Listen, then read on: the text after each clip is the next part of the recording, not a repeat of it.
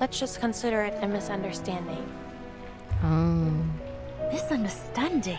She just literally, yeah, I was like, you call it a misunderstanding? Even so, we need to recover the bodies. What? So they can be buried with shiny metals?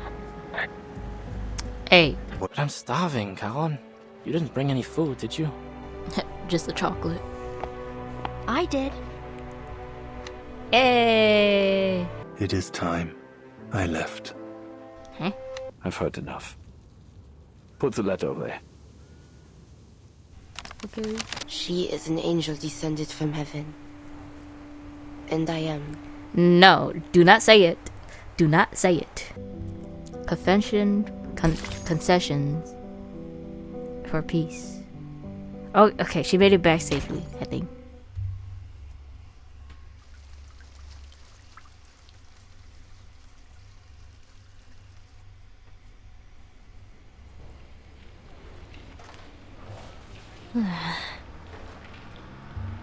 Maria. Okay, now we know her name because she's been labeled as bodyguard for Paradise Regained. The board and idol remain in squad 12 carries her as a disorders. She stops by a window, squinting inside.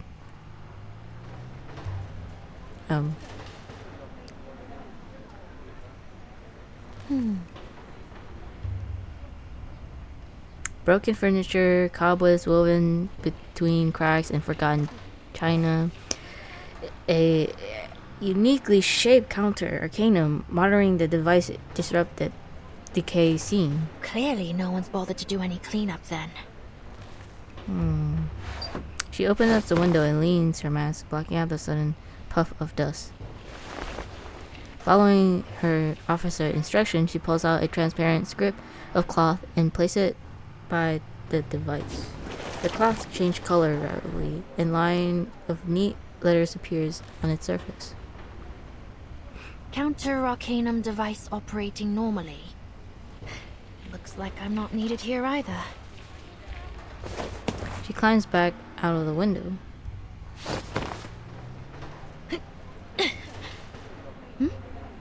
Aren't you... Meryl. Hey! Masha. The young soldier springs up to greet her, visibly relieved. It really is you! You're back, finally!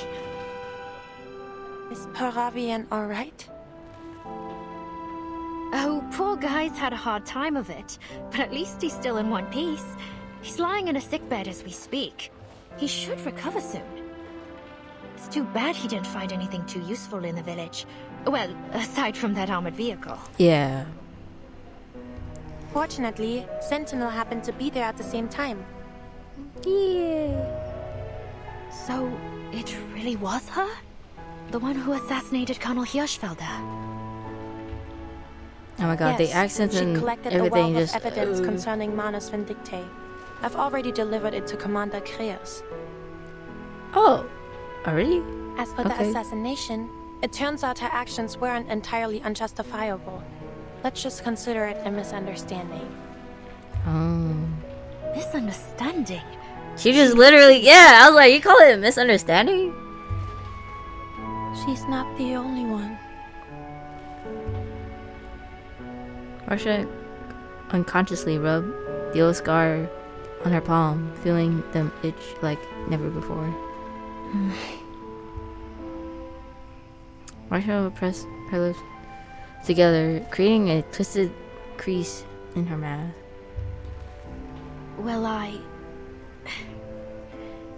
Anyway, I was just worried that something bad might have happened to you. Like what happened to... To whom? To... Charles and Amanda. We haven't heard from them in over 4 hours now. What? They were dispatched to investigate Hill 299, correct? Has any help been sent their way?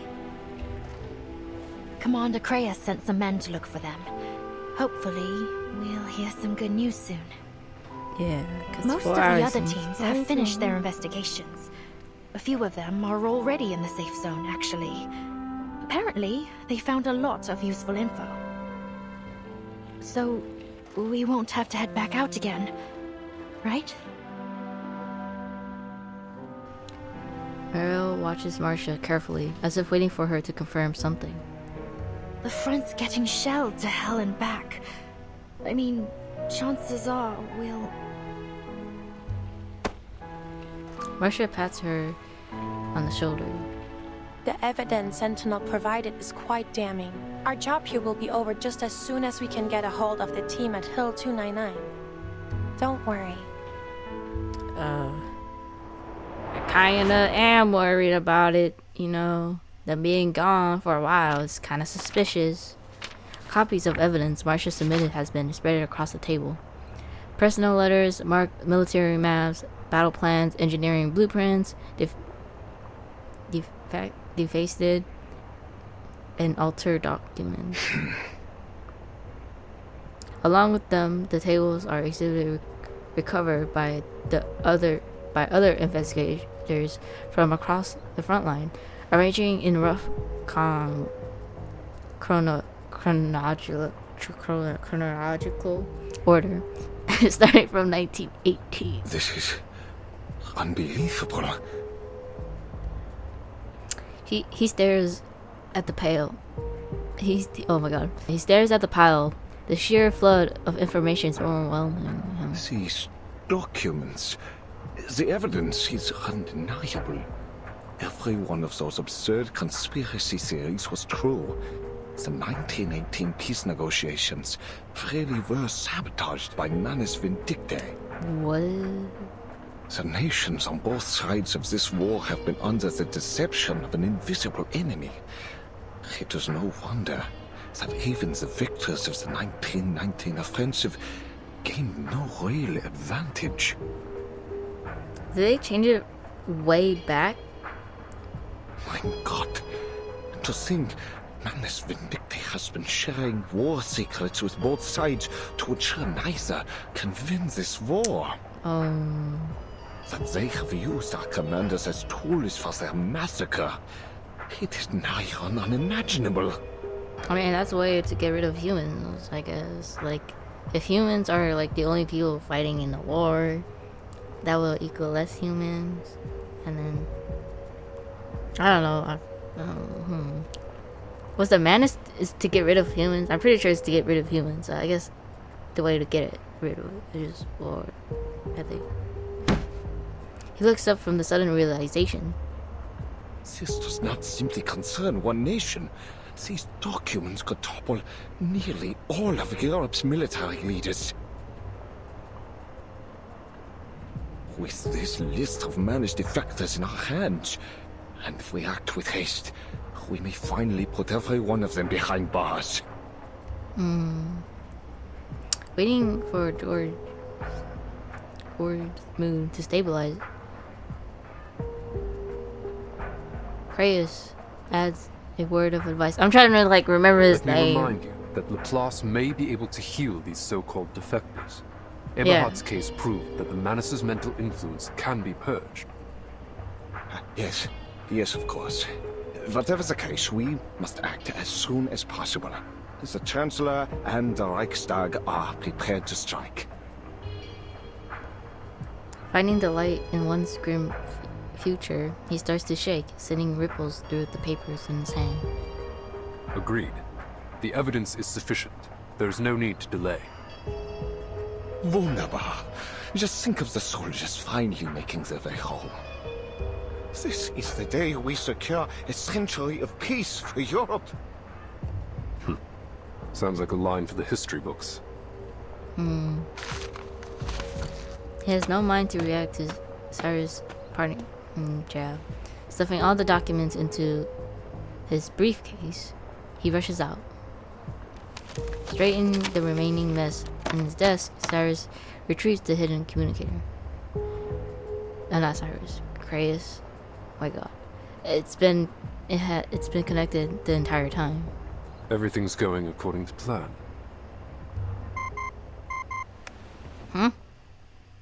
Oh, okay. I was like, who's he contacting?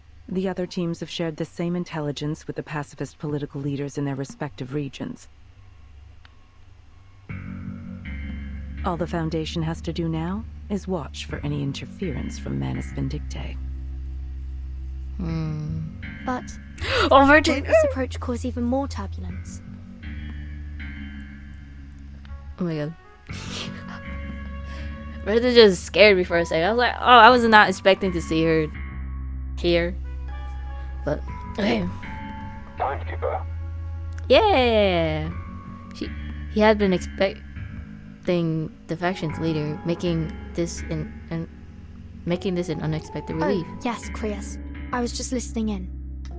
I see. In any case, the outcome can't be worse than the war we're living through, Timekeeper. As I'm sure you learned in your history studies, this war claimed tens of millions of soldiers' lives. Not to mention the equally massive number of civilian casualties, whether direct or otherwise. We are now 2 years on from what should have been the end of this war. The death toll has already climbed much higher, and it will only continue to rise if we don't put an end to it soon. At least our efforts have won us a marginally better outcome. I see. In short, the war is already over. Once the pacifist political parties take power, an armistice will surely be signed in Montpellier. This may not be the time, but I have a question to ask. Does the Foundation Committee have any contingency plans should things take a turn for the worse? The silence in the room confirms the suspicious of the voice on the other hand. Did you notice something suspicious?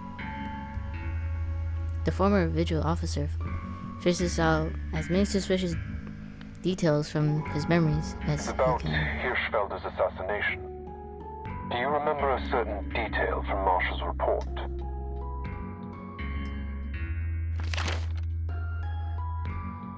You think his death to be the spark of a reignited war, but even if I'd stayed my hand from him, your plans would have been for naught.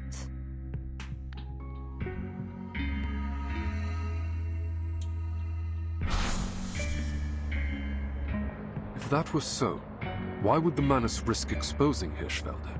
Why would they allow him to meet with the Foundation in Montpellier? If Hirschfelder hadn't been killed, would the negotiations have become a fruitless tug-of-war? Manus Vindictae would only cooperate with the Foundation on something that was sure to fail. Intuitive guess is assembled, drawing on the experience of a prior contact with the Manus Vindictae. Could it be purposely diverting our attention? My thoughts exactly, Timekeeper. That Yeah. said, securing peace is our Richard's like, I played these games before! I've played these games before. Yeah.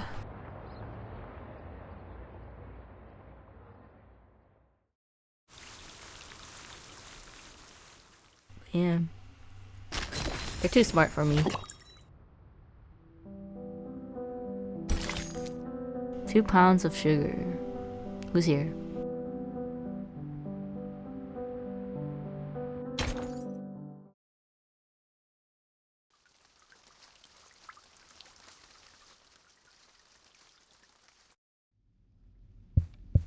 Six years of war have deeply shaken the resolve and faith of our nation. It is clear to all that this war cannot continue any longer. Afraid of the loss of power that peace may bring to them, leaders across Europe elected to collaborate with the evil cult Manus Vindictae, sacrificing countless young lives in meaningless carnage. But carnage is precisely what Manus Vindictae desires.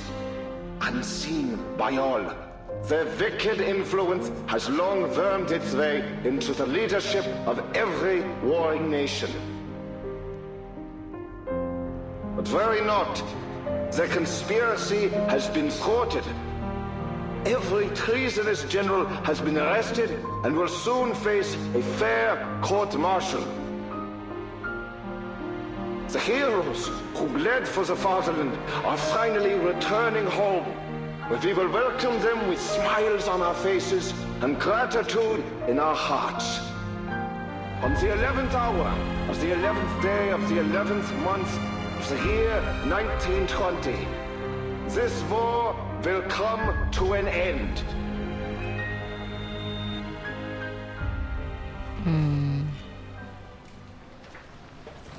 Weeks has passed since the assassinations in the desolate streets of Manpa has sprung into life again. The road has separated and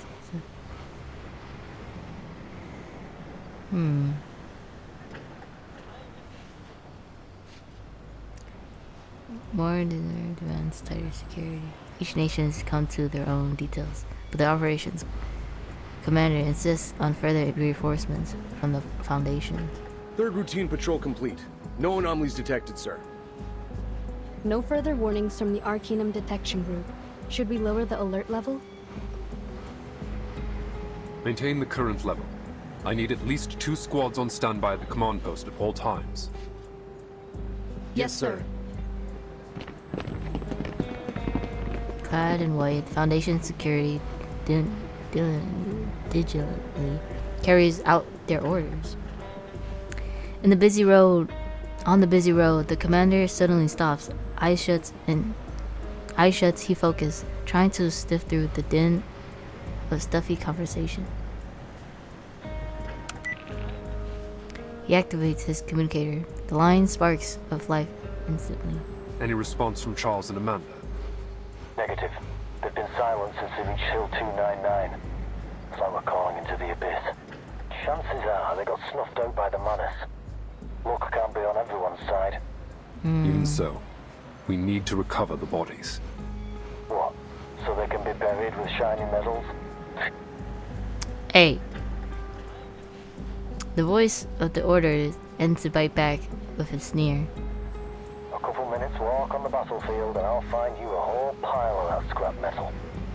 Any other signs of enemy activity? Nope. Not a single trace of the Manus scum. Maybe all this military and political turmoil messed up their plans after all. Let's hope so. Whatever the case, we need to get to the bottom of what happened at Hill 299. We can't afford to let any potential threats slip past us. Already on my way there. How about seeing a psychologist when this is all over, Craus? Maybe they'll finally cure your Manus Vindictae paranoia. Keep your eyes and ears open. He ends the call.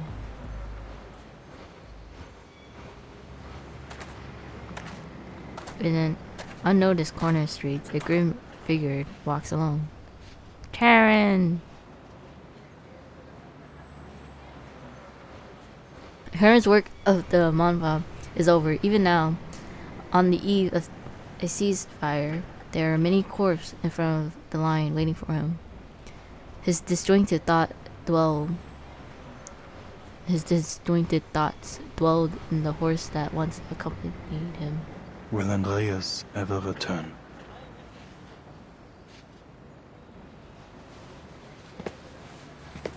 But loss has ever been his first companion. Resigned, he shuffles down the road away from the Manpa. Hey, sir! Mr. Charon! Good music. Mara runs up to him, arriving out of breath. You leaving already? Marsha told me you're heading back to the front. She speaks the truth. And you are? Oh, right. You don't know me. But Marsha told me loads about you. You know Marsha, don't you? Yes. Aww. Aaron struggles to remember, piecing together Marsha's appearance from his shattered memories. Yes. The night. I remember. Great. I'm heading to the front as well. Do you want to... could you please join our convoy? Oh. You wish for me to join you? You know the front better than anyone. Maro digs into her pockets, fishing out a half bar of chocolate that has been carefully sealed and wrapped, and it slips into Karen's hand. Please, Mr. Charon, come with us. Karen. We could really use your help. With what? What's going on? The front is still as death. This quiet feels strange. Halt's Maul, Rudolf. Why, damn it? The soldiers in the trenches gaze up at the empty sky. The ceasefire has not yet been signaled, but the military activities on the front line has been suspended. Yet the soldiers still manning their trenches, hoping to do delivery to go home. Why did Willy and Franz have to? Henrik rubbed his face. His finger twisted. 6 hours have passed now since the last time a shell exploded or a machine gun rattled. Yet the quiet is strangeness of its own. The faint cold wind shivers the lines of a barbed wire with audible tensile contractions. So, who won in the end? Does it matter? Rudolph's head sways between a nod and a shake. Then, should we start packing up? Sure. You can finally take all those notebooks of yours back home. Weren't you planning to turn them into a book? Ooh. Yeah, but I don't know. Maybe once I stop being a soldier, my motivation to write will stop too. What about you, Erich? What will you do? Make bread, I think. My family runs a bakery. I can already see it. My old man cracking open his finest bottle of Spätburgunder when I arrive. The idea crosses Henrik's mind. Speaking of which, I bet we can go and ask the boys on the other side for some food and drinks. They've got wine and soft white bread. At least, that's what POV said. I wouldn't mind some canned peaches. Fine. I'll get you your peaches. I guess I really am your Hauptmann, huh? He scrounges around for a bit, scrap cloth, then ties to his rifle, intending it to be a peace flag. Erich, do not hurry to leave the trenches. Have patience.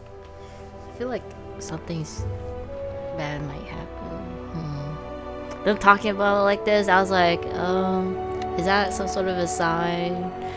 Karen sinks back to the trenches without a word. Henrik drops his rifle for now and steps towards Karen. Oh, Charon, you're back.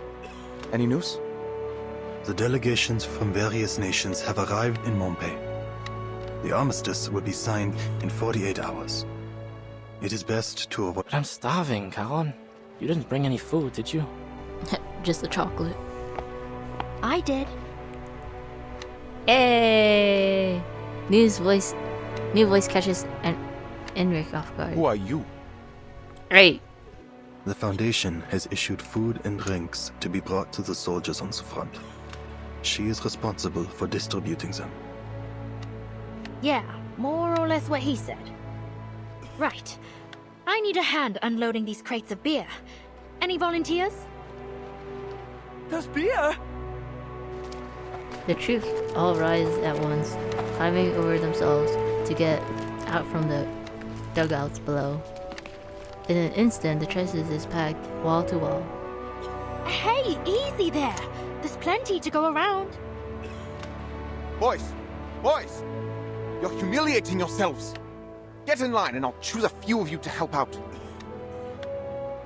Henrik, help. Henrik calls out a few names, then turns to Karen. Where's Meyer Braun? Karen. He is needed in Montpellier. Oh. Oh yeah. I thought he was dead. I still thought he was dead, but he's still alive. Yeah, he's got a Backpfeife im Gesicht. Yeah, but, he got it. Who cares? The war's over. Forget it. You, and you. Come here and unload the crates for the nice Foundation girl. Hey.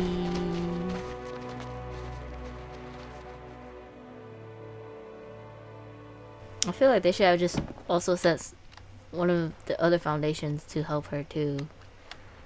'Cause I don't feel like going alone. Okay, the food is passed from hand to hand until it reaches every soldiers. Rot and despair still hangs over the trenches, but they still do nothing to dampen their appetites. Rudolph cups a butter cake in his hand, desperately afraid of crumbling it. He hasn't seen such a soft and bright food in a long time. Then all at once, he tufts it into his stomach.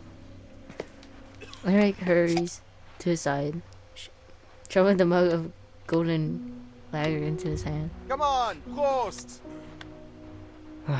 Fine. Count me in. Prost! Hey! Prost! Here. The metal cups tap rhythmically, shaping into a joyful and bright tune. Far across from the field, their clinking precautions met by gracious singing voices. What's that? Do you boys hear singing? I hear it too, from the other side. Why are they singing? Oh, right. These are humanitarian rations. They've been given to the other side too. They're probably celebrating. Henrik jumps over the top, waving his whitish flag towards the other side. Isaiah! Come on, boys. Let's make some noise ourselves. Prost to you bastards over there! You understand what I'm saying? Prost! Santé!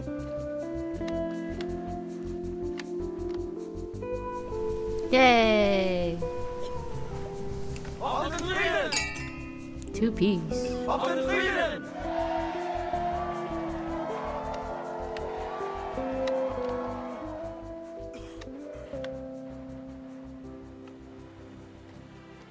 The ceasefire celebration stretches late into the night. Tremond watches the festivities, crouches in the dim corner of the trenches. Hey, what are you doing holed up here alone? Despite his best efforts, he has noticed it. Tremond lifts his head. The presence of the dead is not fitting among such joy. What are you talking about? You fit in perfectly. She waves a can of sausage and paper wrapped candy. I mean, I know you don't exactly eat much, but you can still enjoy the taste of the stuff, right? I even know a guy with a fish tank full who eats every once in a while. That said, I've never actually seen him do it. Does he just pour the coffee straight into his fish tank or what? Yeah, the how does offer he is eat? heard, but refused. Such things have better use to you. Seriously? Aren't you ever hungry? There is always hunger within me. But food should be saved for the living. Eat well while you can.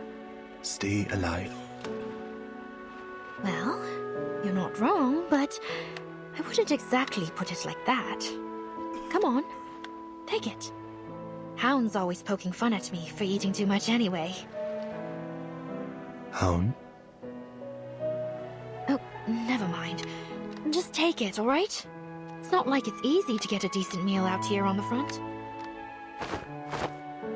No longer insisting in the...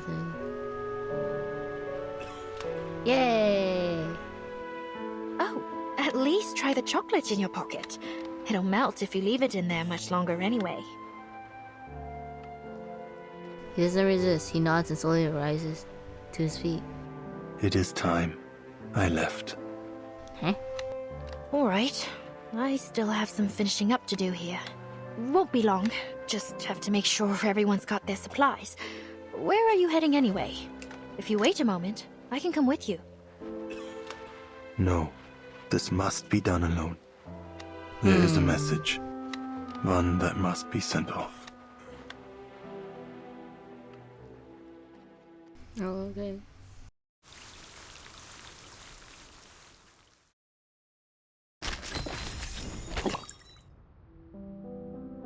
Send off. War is over.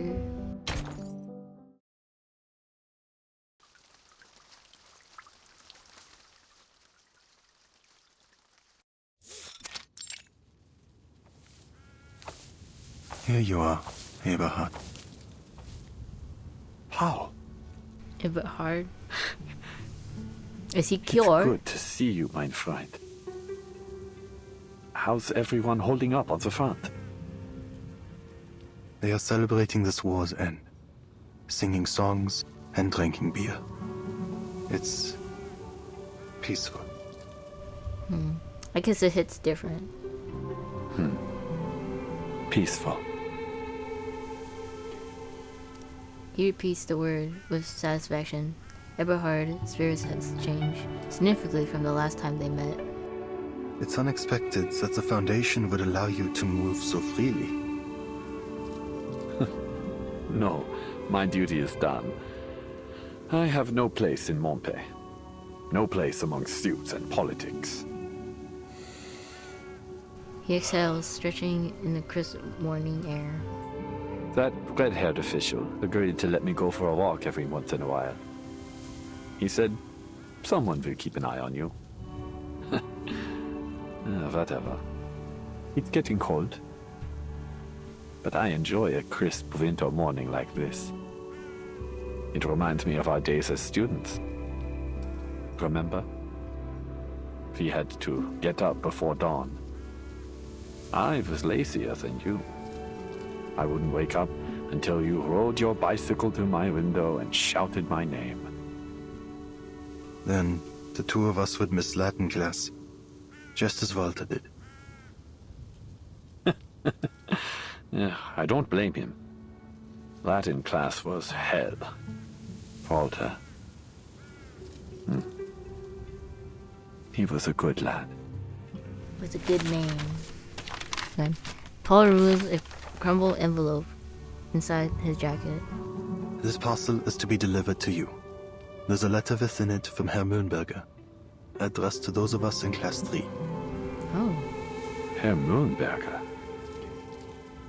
I was planning to visit him during my home leave, but, well, you know what happened back home.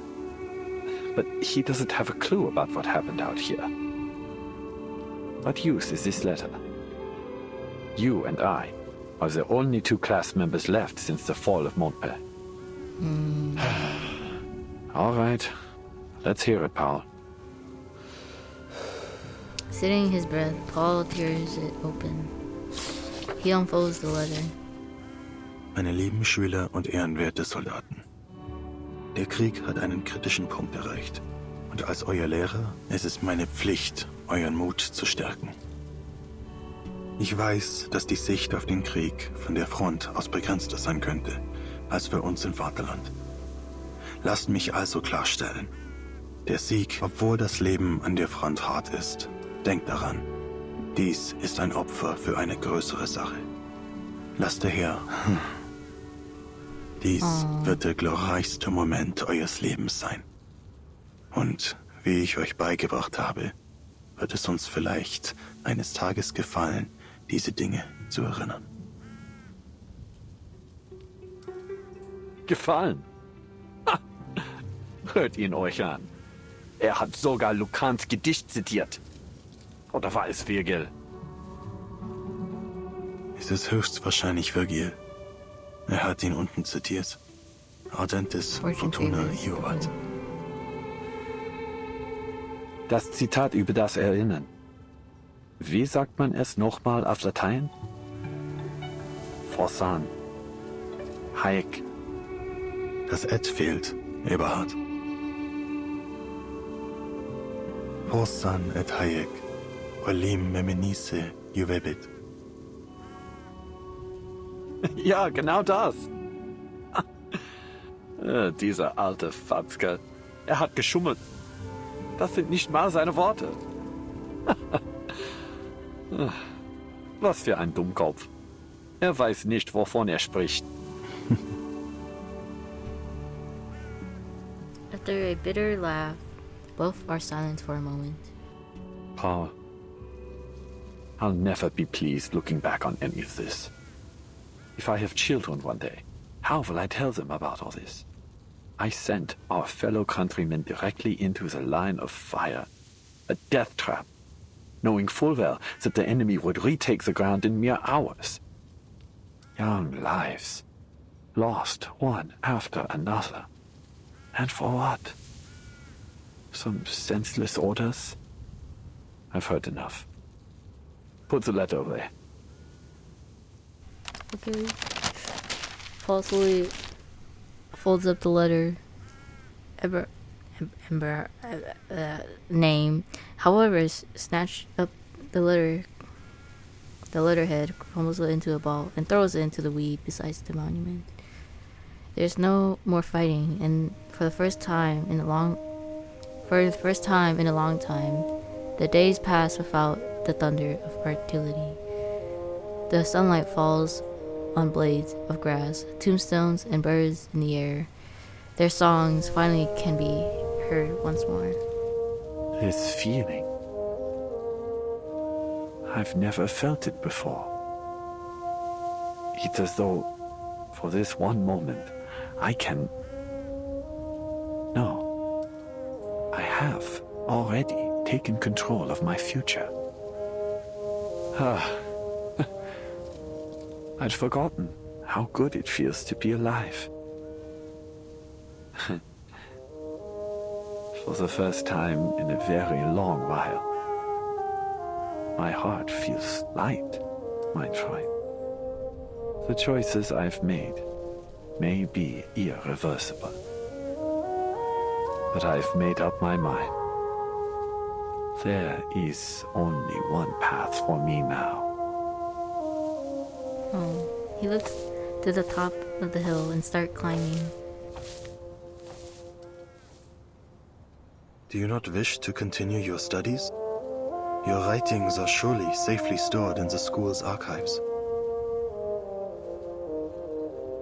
Would you return to school, Paul? It is unlikely, but you still may. For what? For knowledge? A diploma? That might have mattered to the old me. But I'm no longer that boy. Eberhard. It's too late, mein Freund. Far too late. I need some time alone. Please, write a reply to Herr Mühlenberger for both of us. The weather is unseasonably mild, and Eberhard begins to climb the hill like a student on a field trip. The sunshine and brisk air makes the world feel new. The war is over, Paul. The sky is so blue. Just as it always was. Just as it always was. Well said. Farewell, mein Freund. Oh. He waves, turns, and walks away. Paul stands and opens his notebook. Sehr geehrter Herr Mühlenberger, Ihr Brief wurde von Ihren Schülern wohl erhalten. Sie haben gemeinsam die dunkelsten und härtesten Zeiten durchgestanden. Aber nun sind der Kummer und das Leid zu Ende. Sie zeigten Mut und Treue, doch diese Tugenden wurden zu einer Last, viel zu schwer für Ihre jungen Schultern. Deshalb werde ich Ihnen keine leeren Worte mehr aufbürden. Der Krieg hat diese jungen Männer in etwas ganz anderes verwandelt. Das Wissen, das Sie ihnen vermittelt haben, ist nun nutzlos, und sie werden nie wieder ihre Lehren hören. Zu diesem Zeitpunkt muss ich Ihnen mit schwerem Herzen mitteilen, dass You okay? Because when he said farewell, I know something was gonna happen. I was like, I'm just hoping he didn't do anything. He said because he said goodbye and farewell, and I was like, that kind of seems suspicious, but I'm not gonna say it. And then boom, gunshot. Guess who's dead? Alle ihre Schüler aus der Klasse 3 sind gefallen.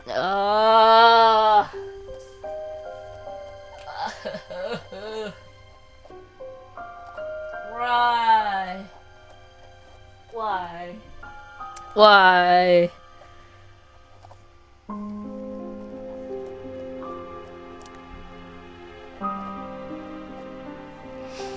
Just let this moment sink in.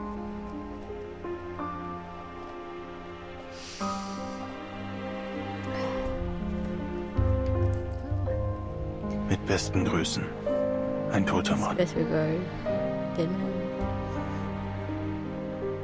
Dies schließt die Aufzeichnungen des Soldaten Paul Haumann ab.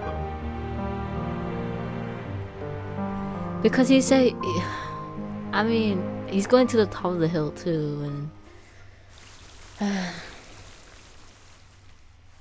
like I see it coming, but I was like hoping it not to happen. But I guess it did.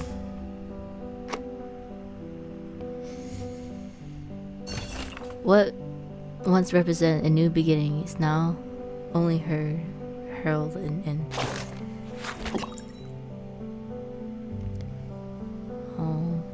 he died on Chile on 1960. Died on Chile. Reported missing and then was confirmed dead. It has been found. Henry died on machine gun fire. Died of infection. Trent fever. Felix died in Chile.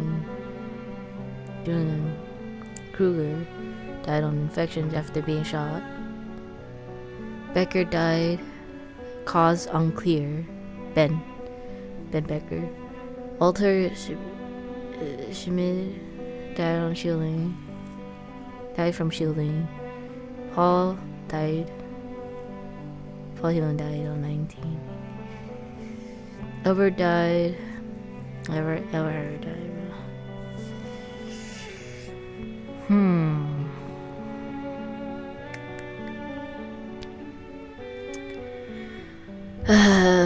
Wow. Let's continue. We see Sentinel layer.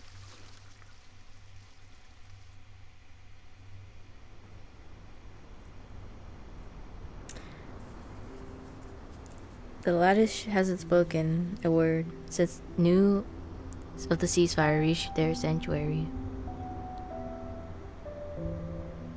He's been kneeling at the altar for days, having eaten next to nothing. Always thin, and he now looks more like a Jagger stone, oblique and What am I to do, mon petit chou? You will not so much as touch the biscuits I baked for him. Never have I seen him in such a state. The woman clasped her hands to her chest, worried but helpless. Ladislas. She gently calls out to him. The war has ended, not as he foretold.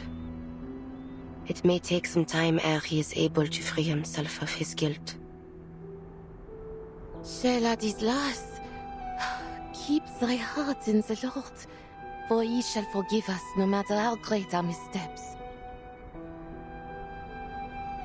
The good and pious woman stops herself from saying more. There's no line of reasoning significant to break him from his watch. Marie, I beg thee, do something. One way or another, we all must return to Rouen in the coming days.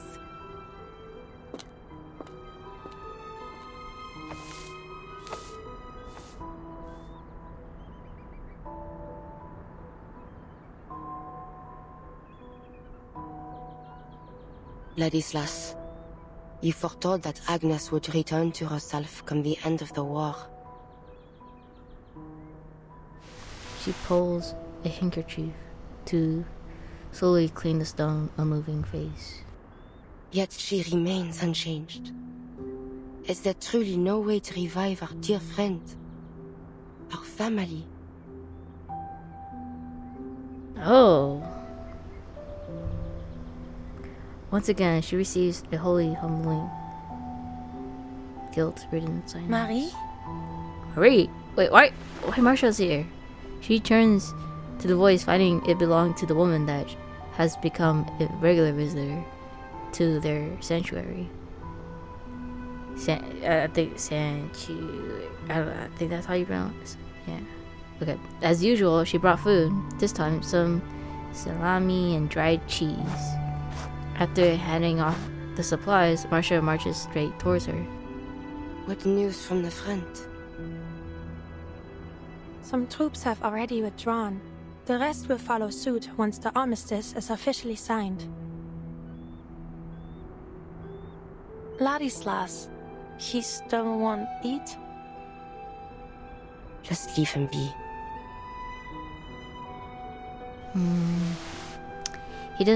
She doesn't let Marcia dwell on the matter, returning to her work dusting the statue.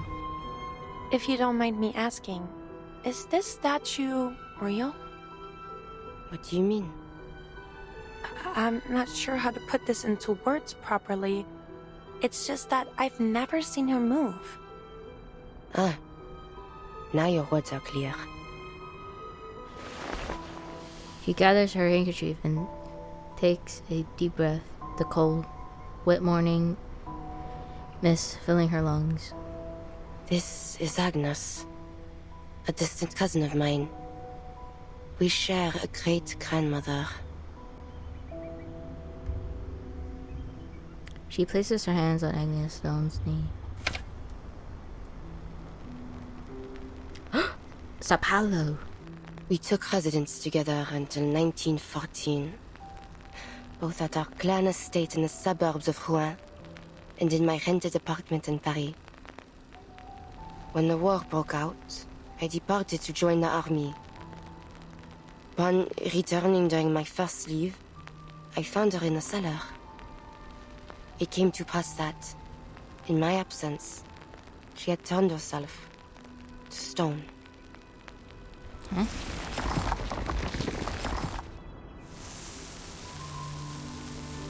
She can stay in this form as she pleases? Yeah. Only so long as her heart yet beats. Were she to turn to stone from within, she would be unable to restore her body to flesh. But Ladislas informed me of another possibility. He said Agnes's petrification was an extraordinary act of self-sacrifice. But like how? And that this sacrifice was also a prophecy. Gargoyles were not to coexist with this war. He said that a miracle would occur. That Agnes would be freed from petrification. I thought it might have been true. But like, I don't know how to put it. How would he know? Or he just believe if that happens, then she'll be back. She glances towards Ladislas, still kneeling. But I suppose it was not. Agnes has shown no signs of recovery. There must be another way. The gargoyle shakes her head, disheartened. If only there were. If only I knew of one. But there is very little I know of our bloodline. While the young of my kin generally receive a traditional education from within the clan.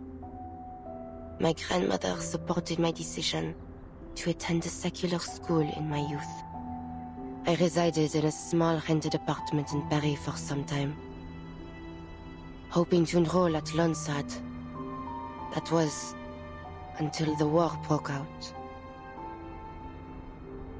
Sentinel forces herself to look at Marcia's eyes. This war, well, you have seen the face of it. It takes but one shot to end a life. And this war has hurt millions. Friends, family, loved ones. I have lost far too many.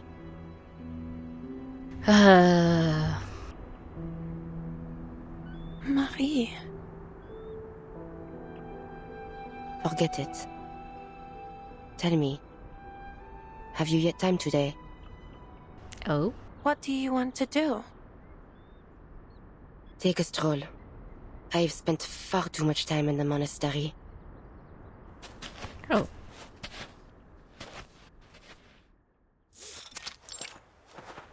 After a long journey, they return to the field, once soaked in blood. A pilot?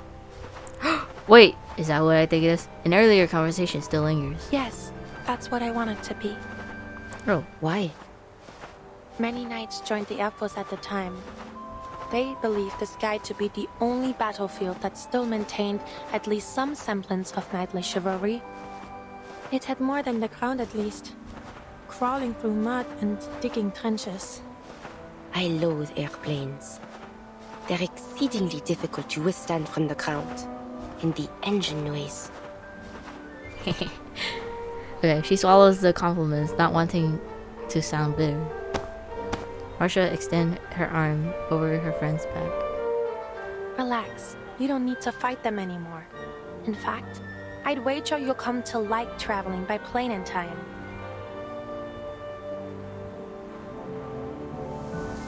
She turns to the sea of grass rippling in the wind. Corpses that lay yonder. Did you see them earlier? No. Perhaps Charon had already buried them. Ha, most likely. He is an interesting fellow, if not strange. And kind too. Without him, you and I would certainly have fought again at the graveyard.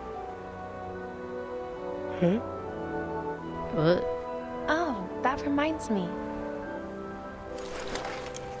Suddenly, she bends down, rummage in the roadside dirt. What? You threw a smoke grenade at me. Oh! Oh, yeah. Hey. Hey. They laugh as they race down the dirt road, feeling more like children than soldiers for the moment, however brief. They soon come to a halt before the windmill is interlocking, turning like a giant. The slow creaking at the windmill becomes the only sound. Marcia.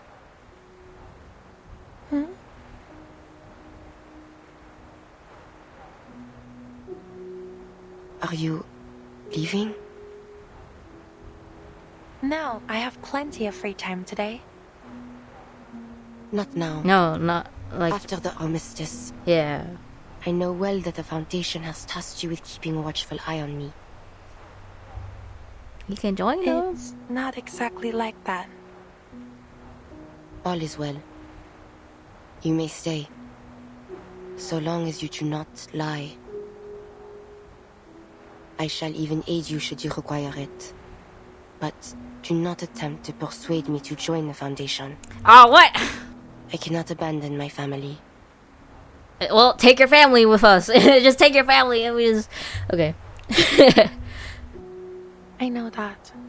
I'll be leaving after the armistice is officially signed.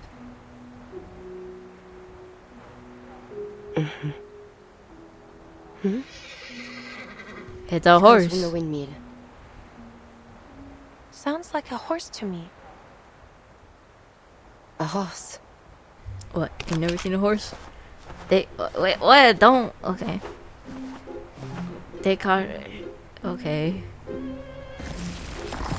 Settle moves ahead of marshals, turning their bodies sideways and hardens to stone to give a weighty push on the door. Oh! Wait, what? What kind of... I can't see that clearly, but it looks... Wow, what a beauty! I don't know if that's indeed. it. Oh. What brings it here?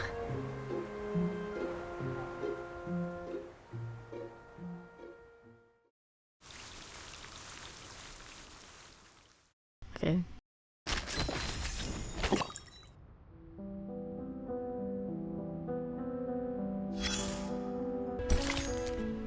Oh, horse.